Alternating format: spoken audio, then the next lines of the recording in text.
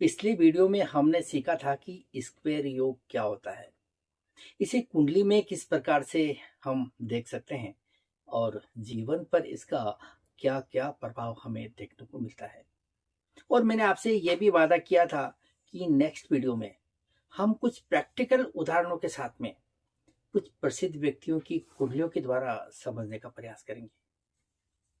क्या आपने कभी गौर किया है कि दुनिया के सबसे महान और सफल लोग जैसे कि महात्मा गांधी, इंदिरा गांधी, नेल्सन मंडेला, नरेंद्र मोदी और आज के क्रिकेट स्टार विराट कोहली, इन सभी लोगों की कुंडलियों को अगर आप ध्यान से देखेंगे तो एक चीज आपको कॉमन देखने को मिलेगी। इन सभी ने जमकर संघर्ष किया है और चुनौतियों का सामना किया है। लेकिन सवाल यह है, क्यों इनकी राहें हमेशा आसान नहीं रही? क्यों इन्हें बार बार रुकावटों का सामना करना पड़ा? क्यों इन्हें संघर्ष करना पड़ा? जवाब छिपा है इनकी कुंडलियों के अंदर। जहां बनता है स्क्वायर योग, यानी कि दो ग्रहों के बीच में बनने वाला 90 डिग्री का संबंध। स्क्वायर योग यानी कि वो योग जो इंसान को बार बार गिराता है लेकिन और भी मजबूत बनाकर खड़ा कर देता है। और आज इस वीडियो में हम इन सभी महान लोगों की कुंडलियों के आधार पर उदाहरण के द्वारा समझने का प्रयास करेंगे कि स्क्वायर योग क्या होता है, ये कैसे काम करता है और ये लाइफ में किस तरह से असर डालता है और क्यों ये सफलता का रहस्य बना हुआ है। अब आप उदाहरण के लिए इस बर चार्ट को देखिए। यह है नेल्सन मंडेला, नोबेल पुरस्कार विजेता। और शायद ही कोई दुनिया में ऐसा व्यक्ति होगा जो इनके कारनामों से परिचित नहीं होगा, जो इन्हें नहीं जानता होगा। अब आते हैं हम अपने विषय की ओर। हम बात कर रहे हैं स्क्वायर योग की। स्क्वायर योग यानी कि दो ग्रहों के बीच में बनने वाला 90 डिग्री का एंगल। यहाँ आप 8th हाउस के अंदर देख सकते हैं कि सैटर्न 22 डिग्री का है और बुध यहाँ 23 डिग्री का हमें नजर आ रहा है। और स्क्वायर योग देखने के लिए हमें इनकी फोर्थ एस्पेक्ट को देखना होता है। फोर्थ एस्पेक्ट जाती है सैटर्न और मरकरी की 11th हाउस पर।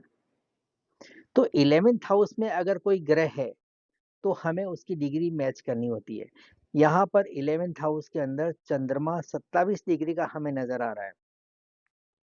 और अगर सैटर्न और चंद्रमा की डिग्री डिफरेंस देखें तो बनती है 95 डिग्रीज।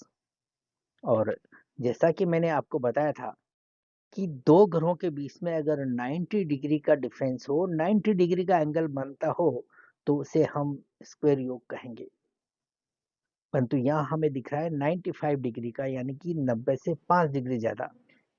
और मैंने आपको यह भी बताया था कि 90 डिग्री से 5 डिग्री कम या 5 डिग्री ज्यादा का भी अगर अंतर हो तो उसे हम स्क्वायर योग ही मानेंगे। और ये स्क्वायर योग भी बड़ी शक्तिशाली तरीके से काम करता हुआ नजर आता है। ये काफी प्रभावशाली योग बनता है। तो यहाँ पर चंद्रमा और शनि के बीच में एक स्क्वायर योग हमें दिखाई दे रहा है। चंद्रमा और बुध के बीच में हमें एक स्क्वायर योग हमें दिखाई दे रहा है। और मैंने आपको ये भी बताया था कि जो ग्रह पहले होते हैं वो आगे वाले ग्रह को 90 डिग्री की हिट देते हैं। और इसका मतलब ये हुआ कि जो ग्रह प्रभावित होता है, जो ग्रह हिट खाता है, उसके कारकत्व बुरी तरीके से प्रभावित होते हैं। यहाँ हमें ये ध्यान में रखना होगा कि चंद्रमा जिन कारकत्वों को लेकर यहाँ पर चल रहा है वो कारकत्व यहाँ प्रभावित हुए बिना नहीं रह सकते। और प्रभावित करने वाले कौन है? बुध और शनि।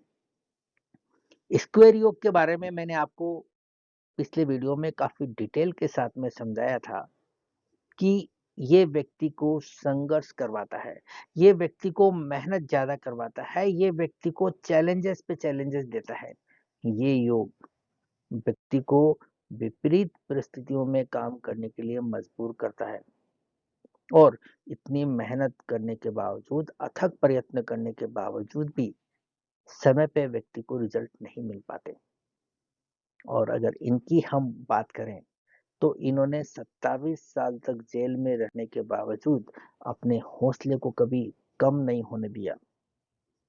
अपने आप को प्रूव करके बताया। अपनी ब्लैक कम्युनिटी के लिए उन्होंने जो भी किया वो पूरे इतिहास के अंदर अमर रहेगा। और वो ये काम इसलिए कर पाए क्योंकि इनका लगन और लगनेस बहुत अच्छी स्थिति में है। इनका मंग 10th हाउस बहुत अच्छी स्थिति में है। अगर लगन लगनेस और 10th हाउस अगर अच्छी स्थिति में हो तो व्यक्ति हौसले के साथ में काम करता है, पलटवार करता है, चैलेंजेस को एक्सेप्ट करता है और अपने आप को प्रूव करके बताता है जैसा इन्होंने किया।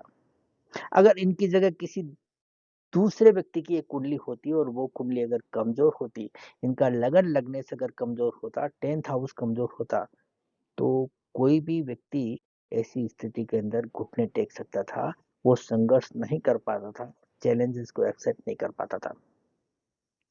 इसी कुंडली में आप 8th हाउस के अंदर सन को देखिए। सन की डिग्री यहाँ पर चंद्रमा से मैच नहीं कर पाती है। इसकी वजह से चंद्रमा और सन के जो बीच में जो एंगल बन रहा है उसको हम स्क्वायर योग नहीं कहेंगे। ठीक इसी प्रकार से आप 7th हाउस के अंदर देखिए। 7th हाउस में बृहस्पति हमें 8 डिग्री का नजर आ रहा है। और 4th एस्पेक्ट की अगर बात करें तो 4th एस्पेक्ट जाती है 10th हाउस में जहां मंगल मौजूद है। मंगल की डिग्री है 19, यानी कि दोनों ग्रहों के बीच में 11 डिग्री का हमें डिफरेंस नजर आ रहा है। तो 11 डिग्री का डिफरेंस होने का मतलब है कि यहाँ पर ये स्क्वायर योग नहीं बन रहा है। क्योंकि 7 या 8 डिग्री का जब डिफरेंस क्रॉस कर लेता है ग्रह तो फिर वो ये स्क्वायर योग निष्क्रिय होने लगता है। इस बात का हमें ख्याल रखना चाहिए। और यहाँ अगर हम इस 10th हाउस की बात करें तो लगन हमारा 0 डिग्री का है, तो 10th हाउस भी 0 डिग्री का हुआ। और बृहस्पति की डिग्री है 8, तो बृहस्पति और 10th हाउस की डिग्री के बीच में भी 8 डिग्री का डिफरेंस है। तो 10th हाउस के ऊपर भी हम इस एंगल को सही मानकर नहीं चल सकते, इसे स्क्वायर योग हम नहीं मान सकते।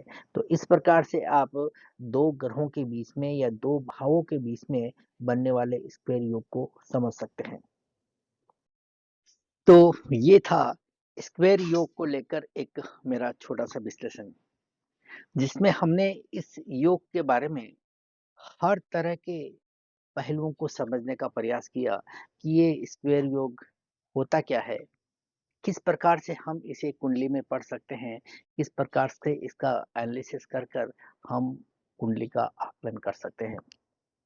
जिस प्रकार से हमने स्क्वायर योग को समझने का प्रयास किया, ठीक इसी तरह से हम ऑपोजिशन योग को भी समझेंगे, ट्राइन को समझेंगे, सेक्सटाइल योग को समझेंगे, सेमी सेक्सटाइल योग को समझेंगे।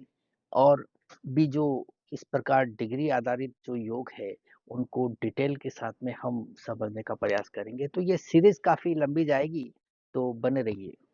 और आपकी कुंडली में अगर इस प्रकार का कोई स्क्वायर योग है, 90 डिग्री का कोई हिट है, तो आपका एक्सपीरियंस कैसा है वो मुझे कमेंट करके बताइए।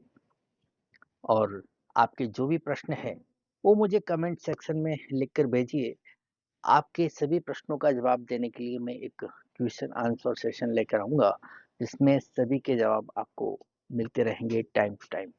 और इतना ही नहीं, आप में से ही कोई एक लकी वीवर की कुंडली का डिटेल्ड एनालिसिस भी होगा इसी चैनल पर।